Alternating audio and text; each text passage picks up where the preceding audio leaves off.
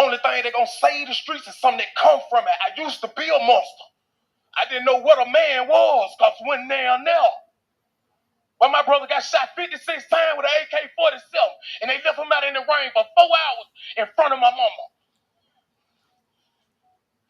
Everybody that lost something. Pain, lack is what breed killers. Lack of resources. Boy, we don't know that back going to get no job and the refrigerator empty. And we 14 years old and can't go get no job to pay that bill, man. You know what I'm saying? Y'all. You woke? Time to get up.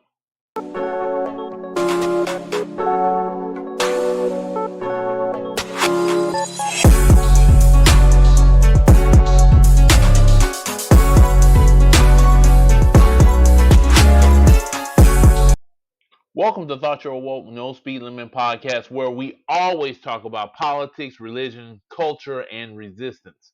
Today, I want to talk about a subject that's close to my heart, and that's talking about black men in trouble. That's right, there are certain groups of black men that are in trouble, and I want to start that story right now. Let her answer though. I ain't got nothing against nobody, mama, or none of that. So if they grieve, they don't grieve. That ain't got nothing to do with them. Do the same thing to you, so why not do it to them? Why show them compassion when they ain't gonna show your folks no compassion? They saying he ain't sparing shit. For what? They ain't gonna spare me. Yeah, wait. When they son end up dead and they come to court, they ain't gonna spare me in the courtroom. Hey, I know they gonna want my ass slaughtered. Nah. You hear me? Yeah, when it be up, they be On the laughing. night of September 21st, 2024, multiple shooters jumped out of a vehicle in front of the Hush Lounge in the Five Points South area of Birmingham, Alabama. 4 people, unfortunately, Roderick Lynn Patterson, Anita Holman, Taj Booker, and Carlos McClain were killed, and another 17 individuals injured. Though the assailants escaped the scene, they were captured a few weeks later. Damien McDaniel, Naquan Lawler, Larry Denzel Rollins, and DeMarco Beck were all charged with a capital murder related to the mass shooting outside the Hush Lounge. This is where the plot gets even more sinister.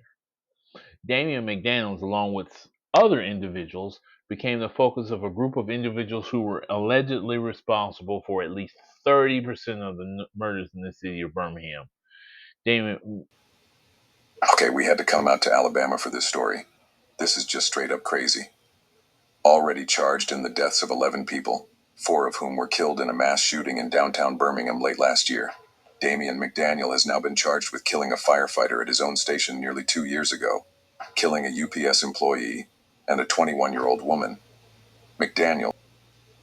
Tonight about the man accused of more than a dozen homicides in the city of Birmingham. Thanks for joining us at 10. I'm Guy Rawlins. And I'm Sherry Falk. Within the last few hours, Birmingham police announced Damien McDaniel is now charged in connection to 4 more homicides in the city. Officers say the first of these cases connects McDaniel with Lorenzo Wiley in the shooting death of Reginald Bryant. They believe the two killed him during a robbery on Clocher Lane on November 27, 2023. At the time, they believe Bryant was targeted. Both McDaniel and Wiley are charged with capital murder in this case. McDaniel is also charged with capital murder in the deaths of Angelia Webster, Christian Norris, and the couple's unborn child. They were killed on Valentine's Day in 2024. The couple left to go on a date to the movies and were never seen alive again. Their bodies were found 2 days later on 10th Avenue in Wylam, both of them shot to death. Damien McDaniel faces at least 18 counts of murder, including the Hush Lounge mass shooting. Now, at this time, he has not been convicted of those crimes, and he has pled not guilty to all of them. It may be true that the police have found a person that they can pin all these murders on, and we'll talk a little bit about that later. But Damien McDaniel is a study in what happens when a young man is failed by society, his environment, and the system. Damien McDaniel's father, Damien Lauren McDaniel Jr., is currently serving 26 years in federal prison in Kentucky for trafficking cocaine and possession of firearms. He was arrested after a 6-hour standoff with U.S. Marshals in Adamsville, Alabama. Damien L. McDaniels was sentenced in 2013 when younger Damien was 10 years old. Damien himself grew up in Fairfield, Alabama, a suburb in Birmingham, Alabama. Damien McDaniel's story is a police worst nightmare, yet this story has even meanings as well. Post-traumatic slave syndrome is an explanatory theory that really looks at multi-generational trauma. One of the things that's difficult for people is their first response is, oh my God, that happened so long ago. We're talking about people being captured, shipped, sold, beaten, raped, experimented on. And then you have to ask the question, did the trauma continue? Yes. So 300 years of trauma, no help, freed, no help, more trauma. If it's a sustained trauma, then the impact of that is also sustained. When we look at multi-generational trauma... So now you think I may be making excuses for Damien McDaniel's actions in his life, and I'm not. And of course, some of you would say, well, Damien McDaniel wasn't a slave. But Damien McDaniel is a study in what happens when a young man is failed by society, his environment, and the system. Years old. Damien's father. So if you don't think there was any trauma in this child's life at that point in his life, then you are seriously mistaken. Your father goes to jail. He may have been a major part of your life, he may not have been, but he may have been a major part of your life. And the reason McDaniel probably was going to jail, selling cocaine and possessing a firearm, is he thought he was doing something to help his family. Now, Damien McDaniel grew up in Fairfield, Alabama. Fairfield, Alabama is a working class neighborhood. It is right outside the USS Steel plant, which for many, many years was a major employer in the area. In recent years, however, it has seen a decline. People that work there aren't quite as many that work there anymore. In fact, the company was trying to sell the part of its business that it shut down. And because of that, Fairfield itself stores are now gone. The Western Hills Mall, popular mall that used to be a popular mall in the area, is mostly empty now. Now, you can say this, that people have an opportunity to succeed or fail even in a situation like this. And Damien McDaniels is one of the small percentages of people in the city who have fallen through the cracks. Yet if you walk around the city, give yourself a day, you will see a lot of foot traffic of young men who are not doing absolutely anything in their life whatsoever. And that's when we get back to what Dr. LaGrue said. Now, Damien McDaniel is not the only story I want to talk about today. In fact, let's move to this one.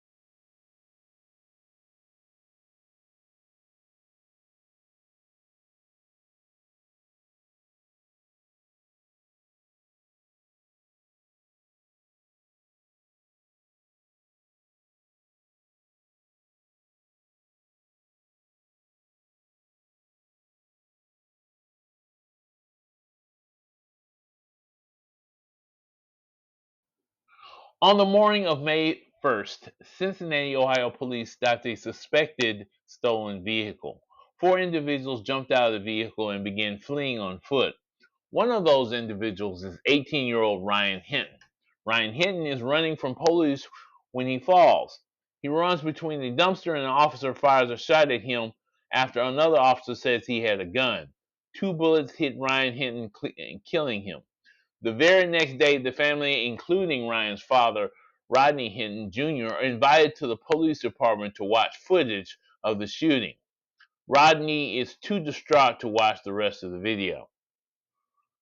However, Rodney later returns, and this happens. Tonight, the father of a teen fatally shot by Cincinnati police Thursday, now behind bars, after investigators say he killed a deputy from another department the next day with his car. There is a connection between these two incidents. 38-year-old Rodney Hinton Jr. is charged with aggravated murder. Prosecutors say he intentionally struck a recently retired Hamilton County deputy who was on traffic patrol. A makeshift memorial today at the intersection. The deputy, just identified by the sheriff's office as Larry Henderson, later died at the hospital. Again, Another tragic story of two failed black men. One, a father distraught because of the death of his son. And you wonder what are the things that could have been going wrong in the father's mind to do exactly what he did after his son had been fatally shot by the police. And you understand there's a lot of anger and pain behind what happened. Let's listen. PTSD is a disorder that occurs as a result of a single trauma. You don't even have to be there to actually get a diagnosis of post-traumatic stress disorder. You could just hear about something horrific happening to someone you love. So you have people who have experienced it firsthand, people who have witnessed it in their environment, right? People who are continuing to be oppressed. That exacerbates any possibility of healing. So it's not post-traumatic stress disorder. Wow. Because then it Yep, a traumatic event based on the fact of your recurring and constant reminder of what you feel of oppression. And why do I bring up oppression? Well, there's another case that's related to this that has been seen nationally. And let me show you something that happened. Following the jury having found that this is a unanimous verdict, the court will read the verdict as follows. In indictment 2300241, State of Tennessee versus Tadarius Bean, Demetrius Haley, and Justin Smith. If counsel would like to stand with their clients.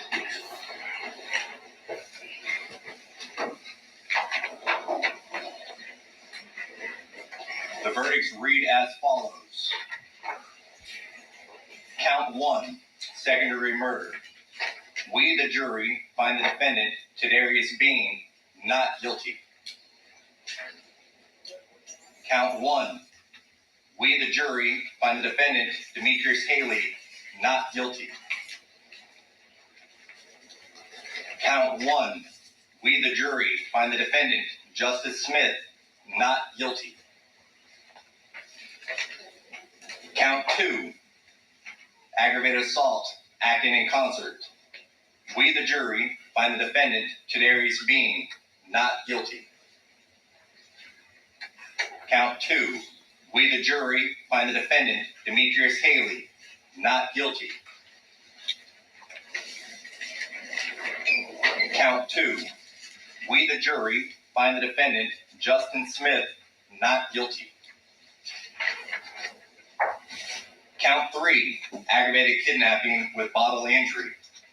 We, the jury, find the defendant, Tadarius Bean, not guilty. Count 3. We, the jury, find the defendant, Demetrius Haley, not guilty. Count 3. We, the jury, find the defendant, Justin Smith, not guilty.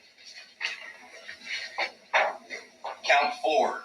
Aggravated kidnapping with a deadly weapon. We, the jury, find the defendant, Tadarius Bean, not guilty. Count 4. We, the jury, find the defendant, Demetrius Haley, not guilty. Count 4. We, the jury, find the defendant, Justin Smith, not guilty. Count 5. Official misconduct, unauthorized exercise of official authority.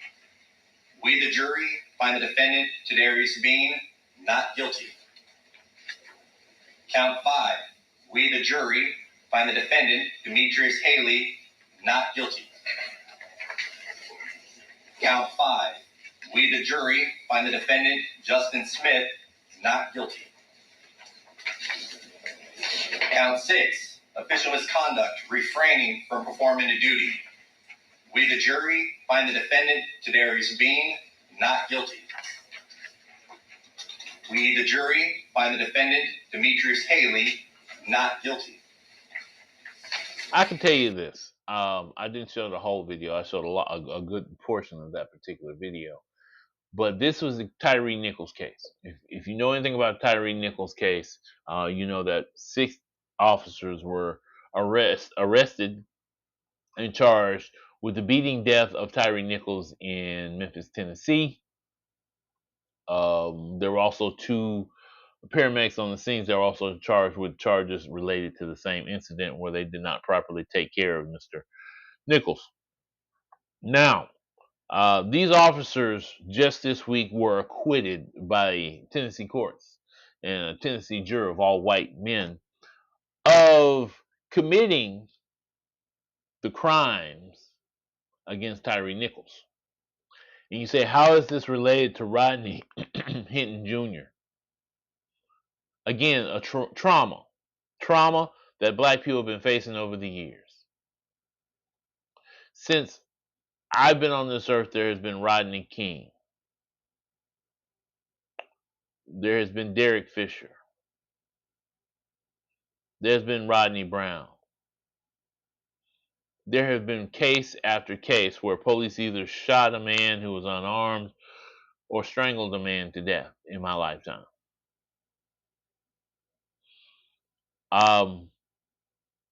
That post-traumatic syndrome is among all of us. Now, this does not justify what Rodney Hinton did, but it does tell you exactly the gall behind it, behind what happened. This tells you exactly how a person would feel: the anger, the pain, the frustration, the inability to fix the situation. A father losing his child. Now, we also have to look at the other side of that trauma. The other side of that trauma. The reason why I brought up Damien McDaniel earlier is simple as this. The police, our system, our world sees Damien McDaniel as a monster. He also has a black face. Therefore, other black men are coded by what they see from one person's example. And Damien McDaniel is a small segment of the black population, just like criminals on the white side are a small section of their population. But he is taken as a picture of the whole. So when an incident happens, as in the case of what's happened with the Hinton child, and I'm going to give you my own feeling about that. Ryan Hinton. Ryan Hinton is also a case of trauma. Why would this young man decide that it's okay to ride around in a stolen car with a gun? And here's the problem, the video is so blurry, they claim he picked up a gun off a ground. You can see the gun in his hand. Even the video tries to do that. This is what the media is doing right now. Guess who owns the media? White men. And I'm going to let Dr. DeGroy say what she has to say about that at the end of this. But I think it's very important that you understand where I'm coming from about this. Why I'm mentioning the failures of our society and what it has done to our youth. Damien McDaniels is only 22 years old and has already committed 18 murders in his life. You know, you heard of the Iceman, right? You heard of him. He was a failure of white society. He was this man who decided, I want to make some money, and he killed his first person. After that, it became no problem. He killed 20, 30, even more. We don't know how many people the Iceman killed, but he was a hitman for the mob. Damien McDaniels is an example of this, but he's also an example of our society because his father had been in prison when he was 10 years old. And we, as Americans, do not understand the damage that does to a young man. This is not for me to plead for his innocence, but you live in a society where black people are seen as on the bottom. Now, let me go back to this young man again and let him finish telling his story. In the inner city communities all across America, young black boys and girls are forced to take on the responsibilities of adults at young ages, which forces us to grow up fast mentally. You see what I'm saying? When you grow up in a family or in a community where people are suffering from drug addiction, alcohol addiction, you understand where I'm coming from? These little girls being touched on by they, daddies and uncles and things of that nature in their house, you understand? Struggle is a part of every struggle. Struggle is a part of every part of life, man. It don't matter where you come from. But in the project, we don't even see that as the project. We consider that the jungle. When we lack social and economical resources and all the things that's available to us is that pistol or selling some dope.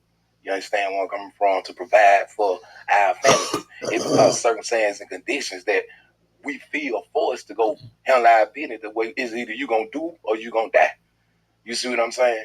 So we chose to do instead of die. You gonna eat or you gonna starve. You know what I'm saying? There's no in between, like up and down. You understand where I'm coming from? So we just chose not to do that though. You hear me? So I ain't had nothing but drug dealers and killers, robbers, pimps, and all that around me. Like I told the man the other day, when I was in elementary school with the DAP program, you know, remember Dog McGraw? You understand? I ain't want to be no police officer. I ain't want to be no firefighter. And then I got suspended for 5 days when I was in the 5th grade for telling them I wanted to be a drug lord because they're the ones that I saw getting the real money, and those were the people that I saw with real power. You see what I'm saying? And the way that they gave back to the community because they took so much from it. You understand? So it was only right that they put a little more back into it, but they ain't do it in a way that I felt that it was effective enough to produce an effective change in the community. You know, a lot of people get money and they'll leave. Like, I grew up with no daddy. You understand where I'm coming from? I grew up with no love. I ain't get no love and no affection from no woman. So I ain't, you understand where I'm coming from? Like, sure. Just like that. And a lot of us come from that. Love and affection. Lack is what really breed killers. It depends on what that lack is. You see what I'm saying? It breed robbers. It breed kidnappers. It breed everything that you see out there in the street because it starts at home. You understand where I'm coming from? But where's home when you ain't got no home to go? To but the streets. Ray, I want to ask. This was from Native Land Pod, and this young man, Lewis, lives here in my wonderful city of Birmingham, Alabama. He's a man who has changed his life for the better.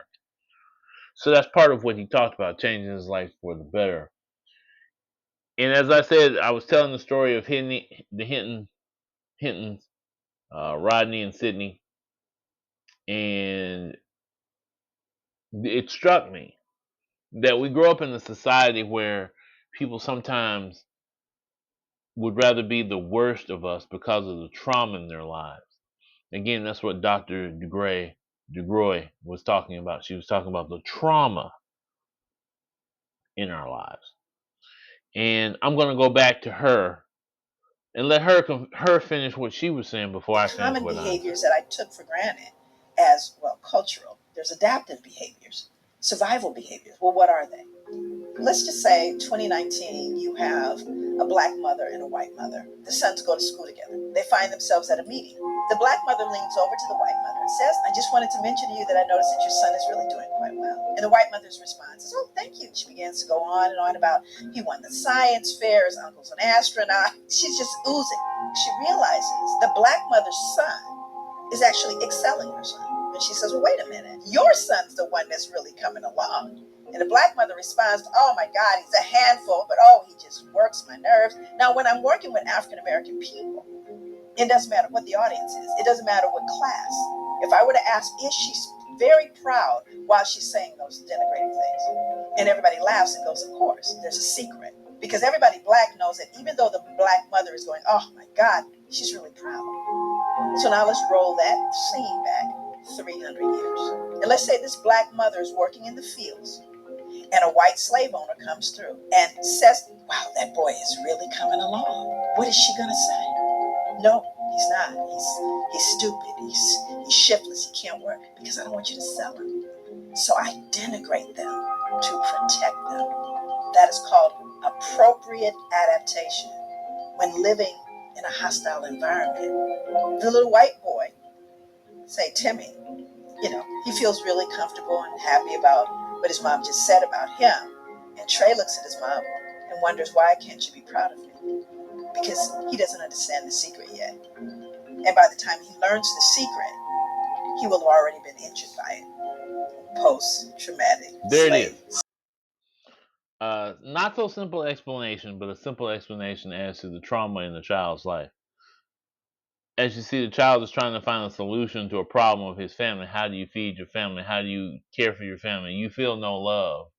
Therefore, you act out in certain ways. You are a victim of this system to a certain degree. Now, again, I could say all day, well, Alvin, you're making excuses for people. You're making excuses for people doing bad things. No, I'm not. I'm giving you causes for why those bad things happen. So when I say this, what does that mean? That society needs to look at itself and see why things happen. Now, if I wanted to follow the Rodney Hinton case a little bit further, and I want to show you a little bit more why that tragedy gets even worse, here's a video that you need to see. Who killed Ryan Hinton has not been released, and Chief Teresa Thigi says she does not intend to. So tonight, anchor Brent Bugansky shows you why police say that's legal under current law. He's joining us live tonight to explain more. Good evening, Brett. Hey, good evening, Craig and Tanya. So it appears that the Cincinnati Police Department is arguing that the officers in this case are victims under Marsy's Law. And while that's happening, an Ohio newspaper is challenging that very argument in a separate case, and it's already gone to the Ohio Supreme Court. There's a real question about whether an average voter expected or understood the term victim to cover a police officer. Ohio voters approved Marsy's Law in 2017 with a Bill of Rights that includes notifying victims about information in their court case and gives them the option to redact their information from public records. Technically, under Marsy's Law, there's no provision that allows us to release it at all. So we will see where this goes in the court system. Cincinnati Police Chief Teresa Thigi appears on the Lincoln Ware Show Monday, confirming they will not release the names of the police officers involved in last Thursday's fatal shooting of 18-year-old Ryan. Remember when I told you society sees Damien McDaniel as a monster? Well, Ryan Hinton, the boy that was killed, by the police standards, is the monster, and the police are the victims. Yet, wouldn't the person whose car is stolen be the victim? And would not Ryan Hinton be a victim of the police who shot him?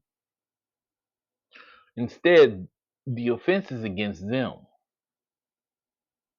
We had to ask that question. Why is the offense against the police? What makes the offense against the police? Did Ryan really point the gun at the police? It looked in the video as if Ryan was running away and was shot by the police. So the question I have is, why then are they victims? Again, if PTSD is the issue here, police have PTSD.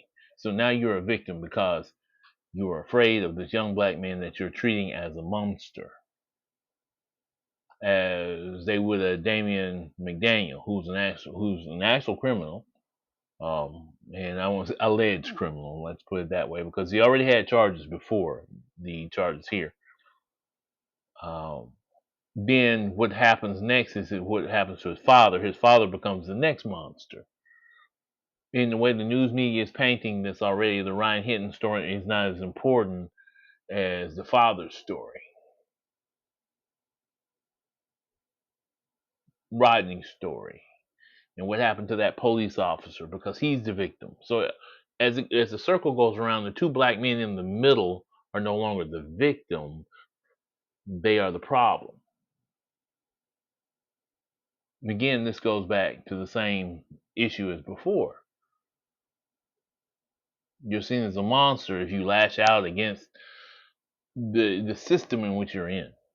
Let's say you're a slave boy and you run away from home, and they catch you and they whip you, and your father's angry about the whipping, so then he attacks the master himself. Now who's the monster? Who's the victim? The slave master is the victim, and the little boy, the father who feels helpless in that situation, who decides to lash out, is now the victim of that same crime, right? But the society will say he's a monster. The child is a monster. They are the ones who are committing the crime. Therefore, the master is the victim. Now, I've been talking about this for a while.